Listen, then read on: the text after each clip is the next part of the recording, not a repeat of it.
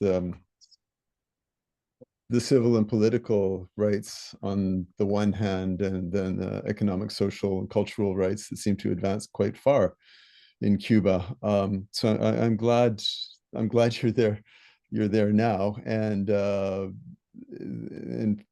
some of us have chosen over the years to work together on Cuba by creating different tables, and that's true now with the current advocacy work being done by the churches, some of the unions, some of the NGOs regarding humanitarian aid, and trying to bring an end to the U.S. sanctions, embargo, blockade, as you call it.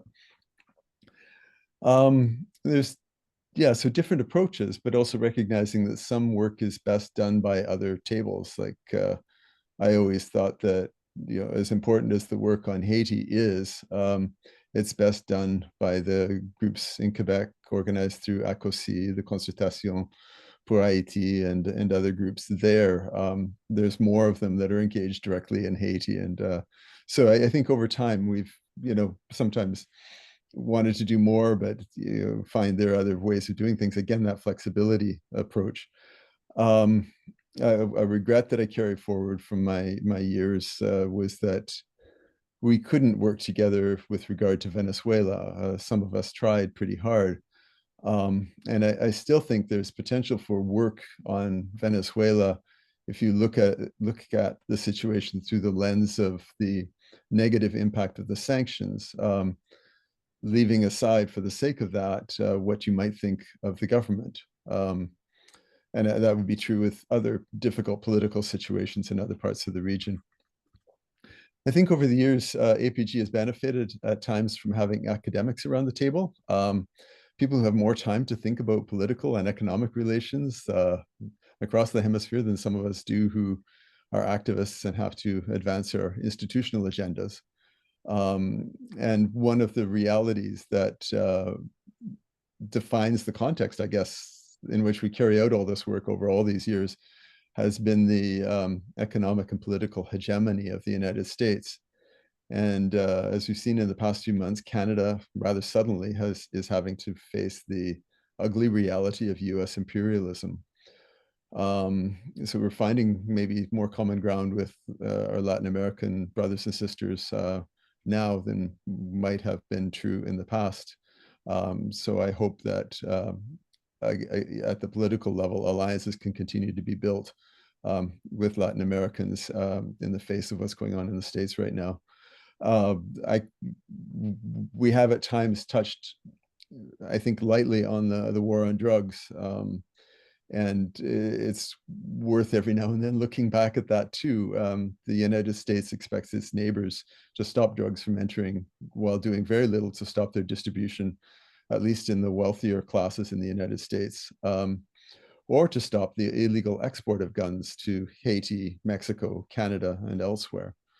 And I'll just mention here again briefly the Canada-Colombia Free Trade Agreement. There's others on this panel will talk about it more.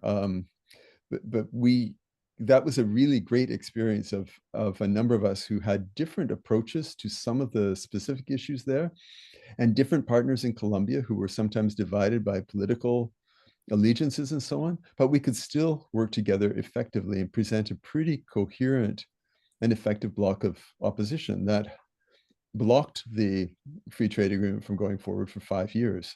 That was certainly a highlight of the 20 odd years I was involved.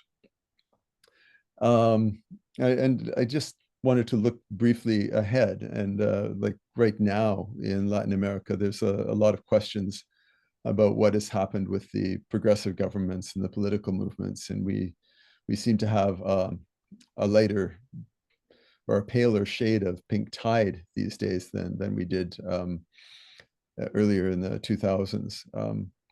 So 20 years ago, we talked about the pink tide, that wave of more progressive governments in terms of approaches that put social goals ahead of narrowly defined economic ones. And one of the realities was that those governments, the progressive ones, were as dependent on resource extraction as their predecessors had been, and they still are. Subsequent shifts to the right have only made matters worse. Like you think of Brazil and what has gone on with deforestation in the Amazon, what's unfolding now in Ecuador. That wave of Give me just 1 minute left. 1 minute left. Yeah, I can do that. The current pink tide is less pink. There's limits on what governments can do. Honduras and Guatemala, the political side is blocked by institutional, what preceded them is still with them. And I regret that the Chilean president doesn't even seem to try, certainly with the indigenous people there. And then there are those left governments that seem to some of us as being too authoritarian. So I guess the point is we still have a legacy of working together to present alternatives. So what can we learn from the past? Look back at that document, the Alternatives for the Americas, produced in the late 90s. How do we bring people together to re-articulate a vision for the future that we still need to make that new world possible, defend international development assistance, and we don't have to agree on everything to be able to do some really good things together. Great, Merci. thanks. Thanks, Tim. Great conclusion. And so Tim is to be followed by Barbara, correct? Yeah. Hi, everyone. My name is Barbara Wood, as was introduced. My pronouns are she, her, and I'm calling in today from the stolen lands of the Coast Salish peoples, the Musqueam, the Squamish, and the Tsleil-Waututh. I'm going to speak about two instances where the APG, I think, had some impact on government and try to draw some lessons from those. Before I do that, though, I think it's worth recognizing the longevity and the success of this body, the APG. It's been a nearly 30-year history here. It's really incredible when you think of it. Solidarity, of active commitment and collaboration and learning, and maybe most importantly, being accountable for our own country's policies vis-a-vis Latin America.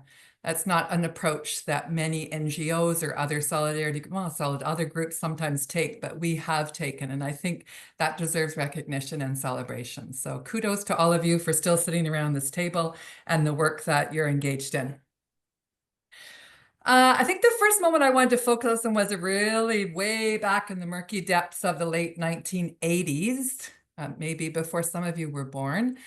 I was the Central America director at the Interchurch Committee on Human Rights in Latin America. And one day I was at a meeting in the Oxfam office in Ottawa. And there was only 3 of us there. And we were talking about how we could try and break through what really was that time of stalemate with the Canadian government, because we were trying to convince, I think, prior to that, the political imperative being fought over in El Salvador. And we weren't getting anywhere, obviously, because the Canadian government was never going to accede to any kind of recognition of what that political imperative, what we thought was a political imperative at the time. So what we discussed was a new approach, coming together as a broad-based group and taking a close look at the humanitarian space in El Salvador, basically focusing on the human rights of the civilian population during a civil war and an absolutely out of control government in terms of violations of human rights. A rights-based approach is so common now, but at the time it brought an opportunity for a new look at this dire situation.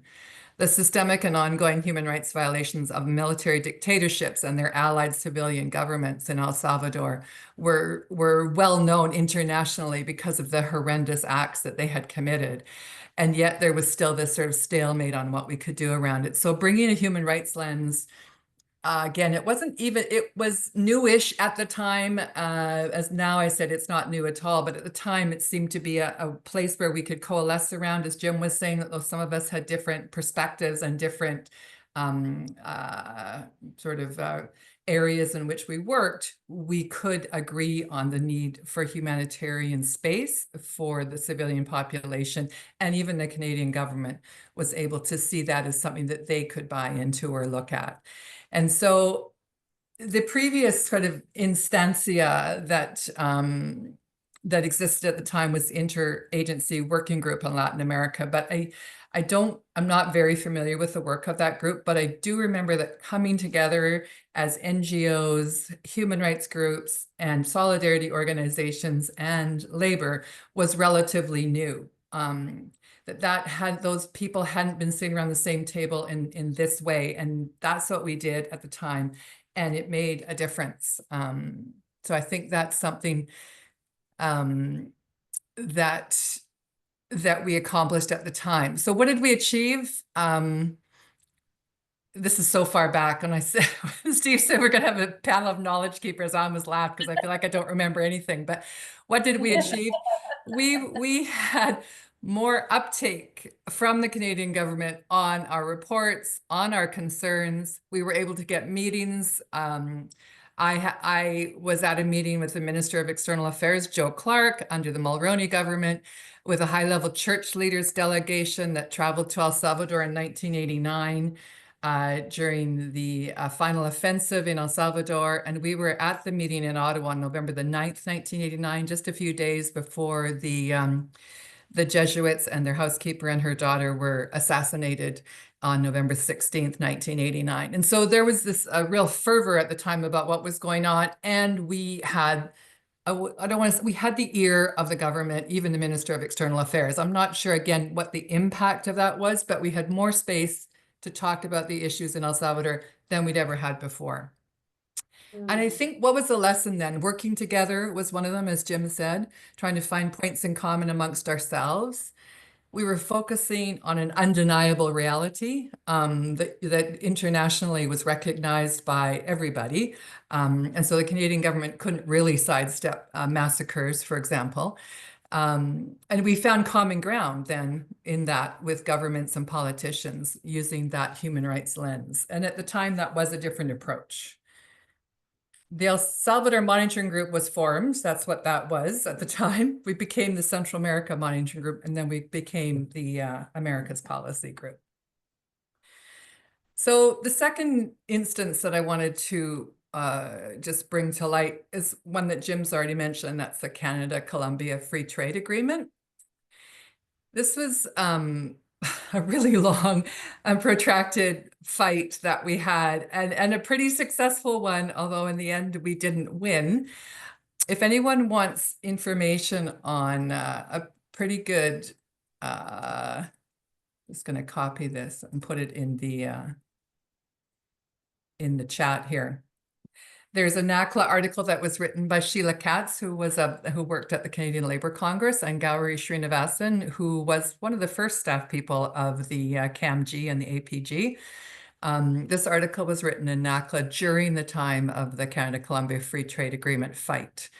So for anyone who's interested in kind of digging down more into that, there's that article. There's probably many others, but that was the first thing that came to my search engine when I looked it up the other day. So just briefly, for those of you who don't know the background of this, in 2007, Prime Minister Stephen Harper, which is still hard to say, and we don't want to repeat that in any way, shape, or form, he announced that Canada would be negotiating free trade agreements with Peru and Colombia as part of their new America strategy to open up bilateral trading agreements after the failure of the FTAA. In the context of that, there's a lot of different things that probably worked in our favor. There was a pink tide in the region that the US was particularly worried about, as was Canada. Canada still had very big interest in paving the way for Canadian extractive companies, which, as you already know, is not ended and is just going strong in every aspect, in every part of the world. Still, it was really shocking for Canadians, I think, as a whole, but certainly for those of us that had any awareness of Colombia, to hear that Harper said that Canada and Colombia shared Canada's, or that Colombia shared Canada's fundamental values of freedom, democracy, human rights, and the rule of law. For almost any Canadian, that sounded like a bad joke when you're referring to one of the worst human rights violators in the Americas at the time. It was just like, you couldn't paint the two countries with any way of the same brush. And there he was declaring that. So the Columbia Working Group of the APG began a pretty serious and we didn't think that was going to be such a long-term fight, but we started a pretty serious protest against this free trade agreement.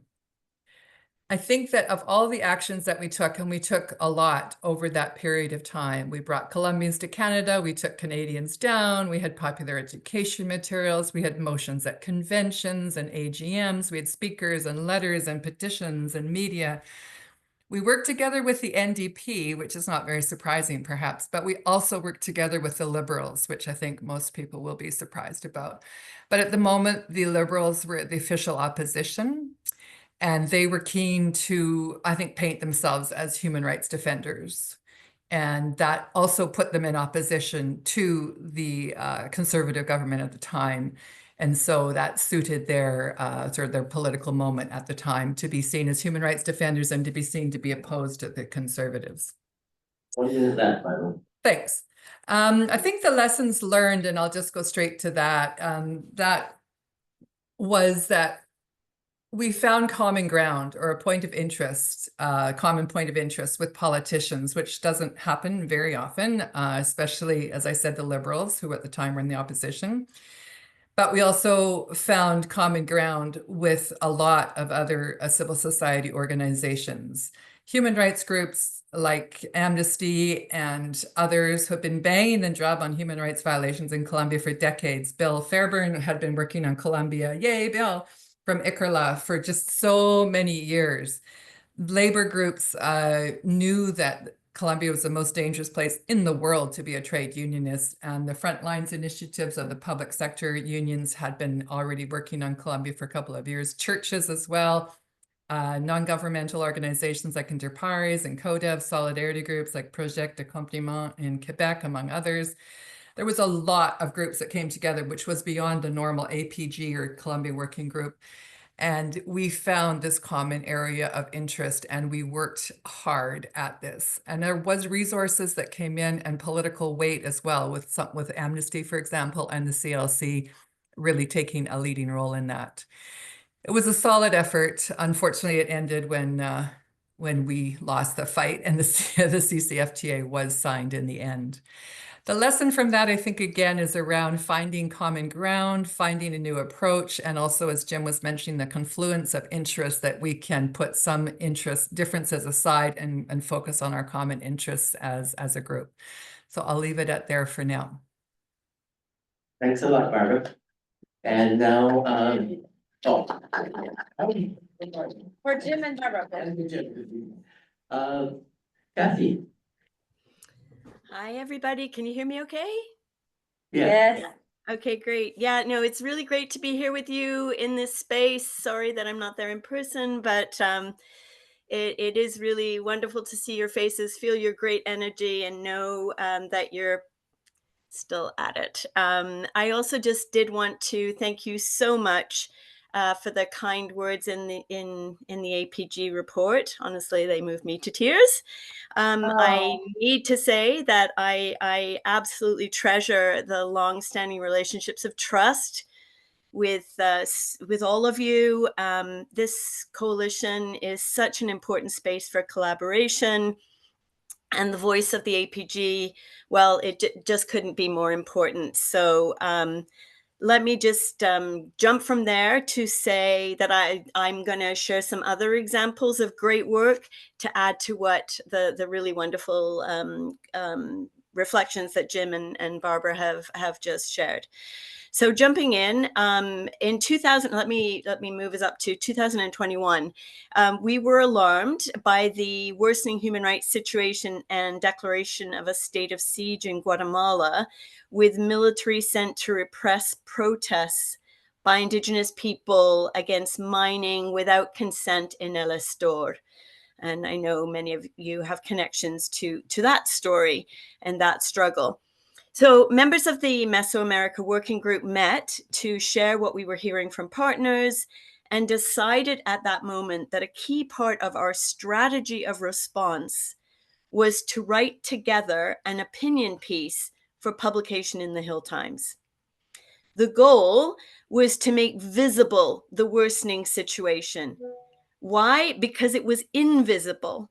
with other countries grabbing headlines and Canadian government attention. Our advocacy ask was to call on the foreign minister to ensure that speaking up for rights protection in Guatemala was firmly on her foreign policy agenda and had not fallen off. Our piece was published in the Hill Times with the headline sounding the alarm, Canada must address a growing crisis in Guatemala. I want to share that I have firsthand evidence about the impact of that well-placed and timely op-ed. I met with the political officer from Canada's embassy in Guatemala, and he told me that the opinion piece had absolutely got the attention of the minister, who she had been in touch with the embassy asking questions and asking for responses to all of the points that we had made. So I think all of that is to say that media, in case we were in any doubt, which I'm sure we are not, is a tool for advocacy and a hugely important one. Without media attention, it can be hard to get interest or engagement of decision makers who are so attentive to what's in the media. Another example of this, in 2015, APG co-hosted a visit by a mother of one of the 43 students of Ayotzinapa who were forcibly disappeared by state security forces in Mexico. We asked for a meeting with the Minister of Foreign Affairs. No answer. No answer. We asked again, no answer. And then suddenly the minister's office offered a meeting for the mother with our accompaniment. That meeting came through after we were able to convince Canadian press to interview the mother, and CTV's website published the story prominently with a headline that said, "Mother of missing Mexican student wants Canada to push for justice." And there was, she's photographed, the big photograph, and Parliament Hill, House of Parliament, right behind her. So no coincidence, in my view. Disappearances are just one of many concerns that courageous partner organizations in Mexico have shared with us, asking us to advocate with our government and call for support for their important, incredibly dangerous work. I believe we've had some success in doing that. In 2016, APG co-sponsored a visit of 4 incredible women defensoras from Mexico that Amnesty and Nobel Women's Initiative organized with support from Carlton and Laura MacDonald. We were highly successful in getting meetings with decision makers, including the PMO. Remember that this was right after Trudeau took pride in announcing a feminist government. Shortly after the visit of the defensoras, the government announced it would take part each year in a bilateral human rights dialogue with the Mexican government. What happened next? A GAC director met with us ahead of the first such dialogue to ask what issues we felt should be on the agenda. Some of you were at that meeting. It was fairly astounding that director circled back and met with us right after the government-to-government dialogue to let us know what happened and how they had raised our recommendations. An unexpected ally. But neither the Canadian or the Mexican government met with Mexican civil society organizations to get their input. So the following year, APG brought an impressive delegation. I can see Steve here, who was very involved in this initiative. It was a delegation of 9 human rights defenders from Mexico, so that they could engage directly in person with GAC personnel who would be taking place in the dialogue. And so not only did we hold that meeting with the decision makers, but we had a press conference, of course, on Parliament Hill. That helped us to secure meetings with MPs and the Parliamentary Secretary for Foreign Affairs. And we had a public event that was moderated by a well-known Globe and Mail journalist. We've done this again. We co-sponsored another important initiative with defenders in 2021, organized with allies from 4 different universities. Doing it together with the universities increased our reach. Our online event drew 500 registrations. I remember when we hit that mark and it was like 500, let's get past that. It was also clear that the GAC decision makers were listening very carefully at the meeting we organized so that the defenders could speak their truth and present their recommendations and their solutions that needed Canada's support. So lessons learned. As a result of our advocacy, GAC looked to APG for civil society input ahead of their meetings with government counterparts in Mexico and took on board some of our recommendations. Our initiatives ensured that Mexican partners were able to speak directly and compellingly to decision makers. And their presence in Canada enabled media coverage that created more awareness and pressure. So just a slight pivot. I think it's really important to mention our engagement with Canadian embassies as we reflect on successful advocacy. We've sometimes found embassy staff who truly care and are willing to take action that can make a difference.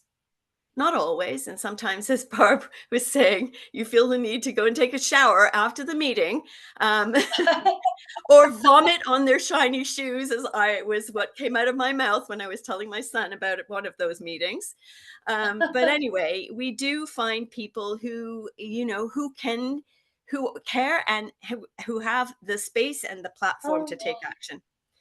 Amongst other things, we've made strategic use of the Voices at Risk guidelines, and clearly there are inconsistencies in which embassies apply those, act in accordance with those guidelines, and inconsistencies as well in how they apply them. Do they support defenders, but not defenders who are speaking out against the abuses by Canadian mining companies? Yes, all of those inconsistencies, and yet we've had the opportunity to make creative suggestions to embassy staff, which they've acted on, like going to visit communities that are under threat or the offices of threatened defenders, attending court proceedings to show their interest in justice and posting on social media about it, holding receptions attended by security forces and showing support at that reception, those receptions in front of the security forces for defenders who are in fact the targets of those security forces. And we've heard, the most important thing of all is that we've heard from defenders how important this is for them. So let me finish here. I know Steve is about to tell me I have no time left. Let me finish with this reflection. To be successful, in my view, in our advocacy, we need to be clear about our long-term goal and what's needed to get there. And that means the shorter term goals. And we need to be precise with careful language in terms of our policy asks so that there are no loopholes or room for misinterpretation. And I would say that we could look at the ombuds, the struggle for the ombuds. We could look at the addendum to the Canada-Colombia Free Trade Agreement that seemed to be offering a human rights impact assessment, but really wasn't. And it was all about the wording. It was the wording that enabled them to say they were never going to look at the impact of Canadian investment, Canadian mining companies in Colombia, which is exactly what happened. And that was completely flying in the face of the spirit of what we had been working for. So precision in our policy asks. We need to be relentless. We need to keep looking for opportunities to press the issue. And for example, it was excellent that APG followed up on co-sponsoring last fall's visit by Ecuadorian defenders with a letter to the government regarding its shameful, disgusting, absolutely empty gender-based analysis plus of the Canada-Ecuador free trade negotiations. So relentless, keep at it, keep at it. We need to work with allies in civil society and in parliament, and even cultivate new allies, maybe in unexpected corners, in embassies, or even advisors in ministers' offices, because they can be allies there. And we need a communication strategy. Media outreach is vital. And if media capacity is lacking, consider hiring a media specialist on a short-term contract for special projects like a tour of partners. And finally, I really need to say this. While everybody is understandably fearful of the implications of a conservative win in the election that will take place on Monday, I mean, I listening to what Barb said about what the Harper government said about the shared values with Colombia, shared values of human rights, democracy, blah blah blah blah. When they launched the free trade talks with Colombia, it has to be said that we heard exactly the same.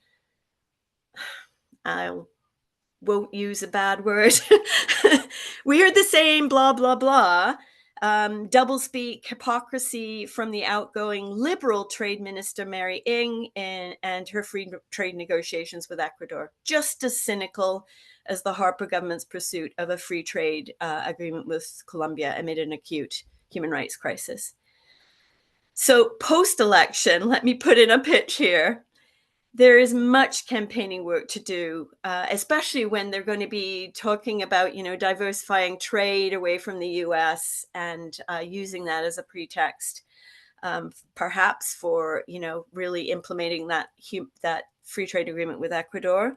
That there needs to be campaigning work around the human rights implications of a free trade agreement with the Noboa government, amid a worsening human rights situation and increasing militarization in Ecuador. Thank you. Thank you. We're recording, right? That gave us a pretty broad perspective, but seeing as we do have Bill Fairburn on the line, who originally declined being on the panel. Is the mic on? Because he was going to be away. Is the mic on? I don't know if the mic's on. Is the mic on? Doesn't sound like it. But you guys can hear us, right? Online? Yeah. Bill, if you want to take like 2 minutes or something to just fill in anything that Cassie and Barbara and Jim missed, jump in now while we muck with the mic.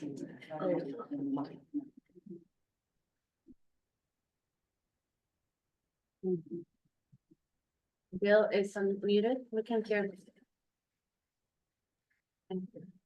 Oh. We're not hearing you, Bill.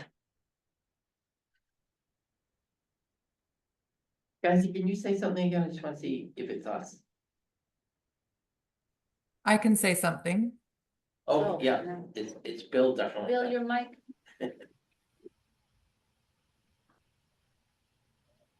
No. Okay, Ah. He jinxed himself. all right, well, Jim figures, or Bill figures out his mic, Barbara, I think, want to add something? is there anyone?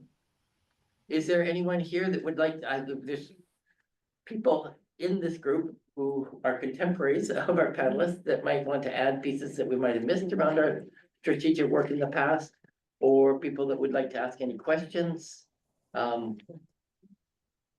Is the chance, and maybe Laura can deliver the mics. Well, while people engage, I just want to say thank you, gracias to Barbara, to Jim, to Kathy. What a great testimony in sharing your APG elder knowledge to us, to APG up and coming elders and newbies in the room. That was gold, and I'm so happy we recorded this session. And I really take away, Jim, what you shared about putting our issues aside and working on common ground and the issue of sanctions. No matter the government, really not. Yeah, you're young forever, APG forever, APG for life. They're around sanctions. I remember very well the successful coming together to denounce the sanctions against Venezuela and also against Cuba and North Korea in a humanitarian, in a human way, and that was it got really attention, and I think some apertura opening here in the Ottawa bubble for sure. I clearly remember a panel we did at church led at the well, we were still hosted at the CCIC conference at the CCIC base So thank you for reminding us that, and well, we have more in common than we think as humanity. And I'm just thinking of what's happening in Gaza as well, right? How we can again come together, and no matter what we think about Hamas, we should come together as humanity and denounce any human suffering and justice. So thank you. And Barbara, well, it just reminding us. We've only got about 10. Oh, yes. minutes Yeah. for our- But thank you. That was a very, very important takeaway for the media to just wanted to reiterate what Kathy said on media, and Barbara really reminding us of incredible moments in the 80s where how APG came about, reminding us of the Salvador Martin Group and the Central American Martin Group. So thank you for that rich history, and that we're still here kicking. So gracias. Anybody else? Is the mic working now? Yes, go ahead. Yes. I fix it. Great. Yeah, just what a privilege, huh? Just to sit and hear the talk, hear the presentations from the three of you, and just to see people around the table. Yeah, I also, I mean, remember many of those moments when we worked together. I think, and I again, like Laura, totally concur with what Kathy said, that we made an impact when we got the message out, when we, we made the situations visible by bringing people, by working with targeted media contacts, that really made an impact. I think for me, when I think about all the activities, I mean, some of it's a blur, and I think, okay, was that just ICRLA, or was that America's Policy Group? Was that, who did what?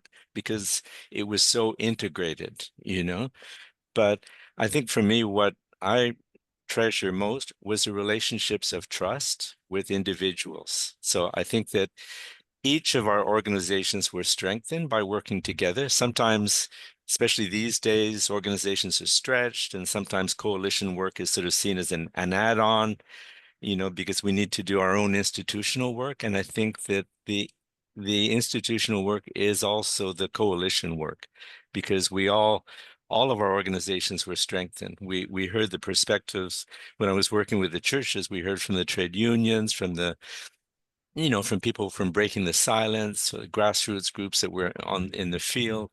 And we learned so much from each other, but also there were tricky moments, right? There were a lot of difficult conversations and things that we had to grapple around together, strategic decisions, but we did it on a basis of friendship and trust. So I think that I mean, here I am in Colombia right now, and we're joined, virtually, but I remember the gatherings, the retreats that we had where we got to know each other as people and human beings. And I think that those relationships last, and that collaboration was, has been important, and I'm glad to see that it continues,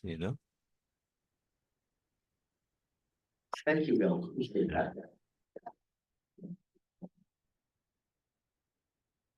If no one else has their hand up, I can put my hand up, and so while Louise is walking up here, I'll touch on it. One thing that I remember from that time around the time of the Honduran coup, when the Harper government was in power, was when we found out that the International Human Rights Committee had called the conservative minister for the Americas to testify before the committee. The APG sort of special committee on Honduras prepared a series of questions that we gave to the opposition parties at the committee, and we just sort of hoped that something would work. And it was amazing to listen in on the talk, because every single question that we had written up was asked either by the NDP, the Bloc, or the Liberals at that meeting. And for me, it was a real light bulb that when we work together as a group and sort of pool our knowledge, we can sort of, like, we often think that the people in Parliament know everything, but they don't, and they're more open than I would have thought to receiving that information, so that they sound like they know what they're talking about. And it really managed to put the Minister for the Americas at that time in the hot seat around the Honduran coup. Go ahead, Louise. Thank you. I just wanted to add a couple of things. Maybe you talked about, I had to step out for an emergency thing. So I missed some of the presentation, but I want to get back to something that Kathy mentioned, which is we do have we're gonna have a cynical government, whether it's conservative or liberal. I mean, we're not expecting great changes, and the whole amalgamation, which happened at Harper, if I remember correctly, of trade diplomacy and development under one roof, has minimized the work we used to do directly with SEED at the time, where we had a much more cordial and off the cuff, like we could talk about issues and we could kind of share concerns together on human rights, whatever. And we also got a lot of development funding, development education funding, which allowed some of our organizations to be much more powerful. And that's fine because the regions do it. I mean, there's other countries in the world who receive US AID used to do that with FFL-CIO. Labor, churches, human rights groups used to have money that came from the public purse that we could use to do our work. And that is a legitimate thing around the world. Even some people were concerned because it looked like it made us, like we didn't say things because we're getting money from the government. That didn't happen. We had fights with that money. We were able to really do very important things. So we've lost that ground and we're going to keep losing that ground because the whole issue of critical minerals, to get back to the discussion we had this morning with Global Affairs Canada, was all very nice. But come on, Mining Watch and Sidel and others are talking about the importance that mining is going to have in this context. And in the fight, the tariff fight, where Canada is going to be looking for ways to invest even more heavily in critical minerals, right?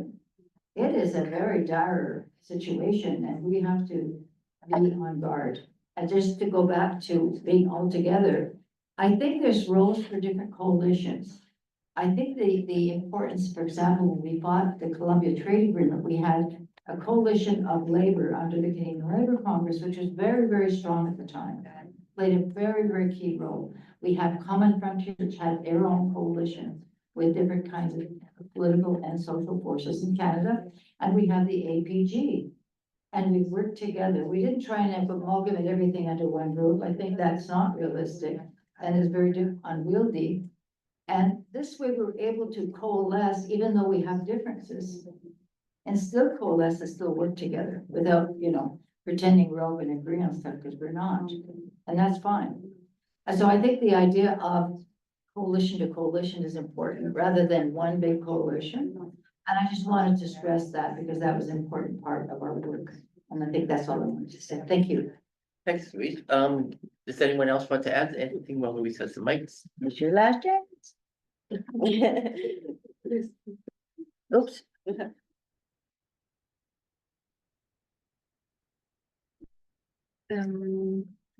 Traducción o francés o español. Si quieres decirlo en español, lo puedo traducir en inglés. Okay. Bueno, gracias por los testimonios, por la historia de quienes han integrado. Somos nuevos, es muy importante. De esperanzas en un momento oscuro, con también de cosas estrategias, situaciones, cómo las enfrentaron. Creo que ayudan para este momento, donde se necesita rearticular, organizar, difundir, crear también. Creo que es un aprendizaje que yo me llevo, no solamente como escuchando y como parte de una organización, sino también da pistas, como es parte de una estrategia para trabajar en un momento muy crítico. Give Jessica a sec to translate. Very quickly summary. Maybe please, if I didn't. So thank you so much to the APG for the session, especially with your history as new people. This is really, really relevant. It gives us hope in a moment of a dark moment, a difficult moment. It really helps us to think about how we can confront some of the work that we have and the critical moment we have right now to really kind of re-articulate, to how to share, how to create, and what are the lessons that we're taking. It really gives us some clues to kind of the work we have at hand. And I don't know if I did that right.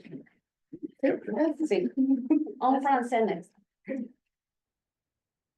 All right, well, maybe we'll let, Kathy, Jim, Barbara, and Bill, if you have any concluding comments that you wanna, last words of wisdom that you might wanna share, and then we'll wrap it up.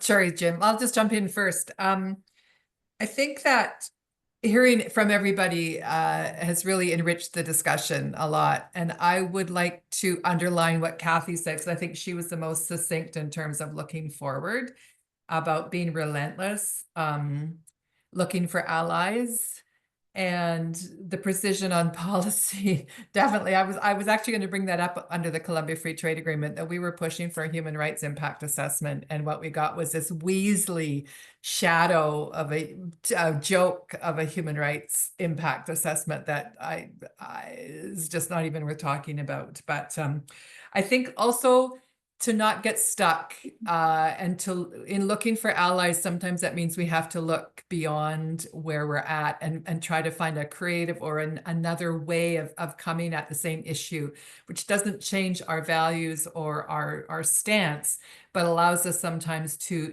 get another window open to us. So I think that's kind of some of what I was trying to say earlier in terms of finding common ground, even with politicians sometimes, even though you know they're not your friends and you're not on the same path, there might be something that you can find together that can push our agenda forward in that moment. So that would be the only thing I'd like to add. Also, I just love being with all of you people here. It's just fantastic. Thanks, Barbara. I think Jim was going to say something. Well, thanks again to all of you. It's been enriching and invigorating to hear the voices of not just the panelists but others who are here, and to be reminded of moments I had forgotten, So that's really good. We did have impact, and I really appreciate the emphasis as well on communications, like work with media and using those op-eds. I think we did that really effectively on many issues, and so I hope that can continue. The only thing I was going to mention, and I didn't, and it's kind of come up a couple of times, was around ecological concerns. And I mean, yeah, they're there with around our mining work and so on, but to try to, I guess, carry that forward in a deeper way. And I guess in this past week, I've thought a lot about the Amazon and some of the networks that have developed in Brazil and elsewhere about issues in the Amazon, and how can we amplify that work in Canada. I think they've got some really great ideas, and I'd love to hear them heard more. So anyway, that's where I'll stop. Thank you. Thank you, Jim. Kathy and Bill, did you want to add anything, or? Sure, I can just say something very brief. Just to echo, yeah, it is really great to be in this space, and actually, the screen actually does give a sense of all of you around the table, and it's really great to hear from you, and I can feel your energy and resolve. I know it's dark times, right? It's dark times. But ¿quién dijo que todo está perdido, right? Never, right? So I mean, I think it's like it's time for creativity of ideas, coming back to all of these things that we've been sharing about the various ways that we had impact, and a multiplicity of approaches, but relentless, like not one of, but followed by, and then followed by, and being really keeping in mind, being timely, seizing opportunities, not like, okay, well, we'll get to that next week. Well, next week, that moment is gone, and the possibility to push it out there is gone with it, right? So, and I would just say, I mean, sometimes in my head, I have this idea about the art of the possible, right? Like, it's the yeah, you know, they're within a system and they're invested in a system and they're not really going to do anything and we're going to have to listen to them and then blah. But really, there can be subversions and disrupt the system, and you never know where you're going to find someone who's willing to actually do something, whether it's an MP from a party that you didn't think was your ally, you know, or without selling out your integrity of position, right? I'm not saying to do that. I'm not saying to do that, but I was talking to Alex Neve, and he was talking about the Voices Coalition way back in the Harper years, you know, and finding that common cause with a multiplicity of organizations who didn't all share the same position, but could come together on certain things and had power in that. Anyway, it's like remembering that we do have power and remembering that it won't be easy, but it'll be interesting. Thank you. Vivian has something to say, but while she comes for the mic, maybe Bill, if you have any concluding remarks you want to make. Yeah, just like amen to everything that was said here. You know, some of the MPs that I'd forgotten about. I mean, there was a certain MP from Burnaby that would slip us some material from time to time, which, you know, which we weren't supposed to see, but which was really useful. And the allies too in the embassy, you know, like Kathy said, that's the people. You have to keep thinking that you can make a difference, you can impact, you know, not always, but and you have to name the crap too when it's there, like the Canada-Colombia Free Trade Agreement, the supposed report, you know, the human rights impact assessment. And we put so much work into that afterwards to present our report. And they put out what on a Friday afternoon, a call for submissions about the impact, where they didn't look at Canadian trade and investment. So we had I remember a, a conversation too within the APG where some said, well, we kind of have to do this process. You know, every year they're having this. And we said, no, we're going to name it for what it is, a piece of crap. We're going to pull out, but make it very visible why we're pulling out, you know, to shame them. So yeah, there's a time for shaming them too and finding allies. But yeah, I've been really inspired by this conversation. Thanks. Thank you, Bill. Go ahead, Vivian. Yeah, no, just wanted to say also that thank you so much to the three of you. And I didn't get the opportunity to get to know Jim or Barbara. So it was great to hear all, you know, that's history of the APG. That I feel that also Laura has shared a lot with us. She's got to go there. Okay, anyways, but we were talking about that yesterday, right? After, you know, we went to a bar, I mean, to a Mexican restaurant after our meeting yesterday, and Laura was giving us like a little, like a brief history of the APG, so it was great to hear more about it today from you guys. And also, I mean, I had the privilege to work with Kathy in the last few years, and especially last year during all the work that we did together with all organizations here around the free trade agreement with Ecuador. And I just feel that I learned so much, and I continue to learn from Kathy. And I just wanted to say, you know, for those who don't know, but Kathy continues to be engaged in this work. We continue to meet and strategize about follow-up actions about the Canada-Ecuador Free Trade Agreement. And she continues to be like a very key ally. So I just wanted to, you know, recognize that work that she continues to do with the APG in that capacity. And yeah, I feel that everything that you share with us is very applicable to all the work that we've been doing about voices at risk and all the cases that we follow. So I took a lot of notes, and so I hope that I can, you know, I can apply all of those ideas. So thank you so much for sharing that with us. Thank you, Vivian. And I think on that note, we're going to thank our now 4 panelists, Kathy, Jim, Barbara, and Bill. I think it was really useful, especially when we haven't had a chance to meet in person for 5 years, to have that kind of historical strategic background.